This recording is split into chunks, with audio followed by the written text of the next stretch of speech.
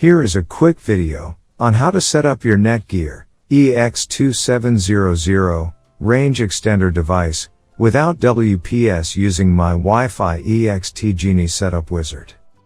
So without wasting any time, let's dive into the video. The first thing that you will need to do is take out your range extender from the box and plug it into an AC vault outlet. Wait till the extender is successfully booted up and the light on the extender becomes solid green from amber. Make sure that your extender and router are in the same room during the setup process. Once it's turned solid green, we can now head toward our laptop and begin configuring our Netgear Range Extender EX2700. You can use any browser you like, such as Internet Explorer, Chrome, Safari, Opera Mini. It's time to open your preferred web browser. Go to mywifiext.net if on Windows device, or mywifiext.local if on Apple device. In case using an Android device, go to 92.168.1.250.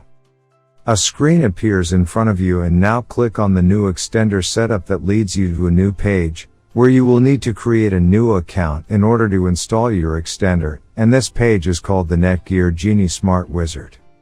Now fill in all the necessary details, such as a valid email address, password, and once you are done, click on the next button.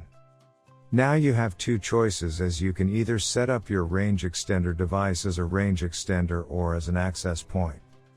We are going to click on the range extender, and then it will scan for the available networks and give you a list of all the networks available.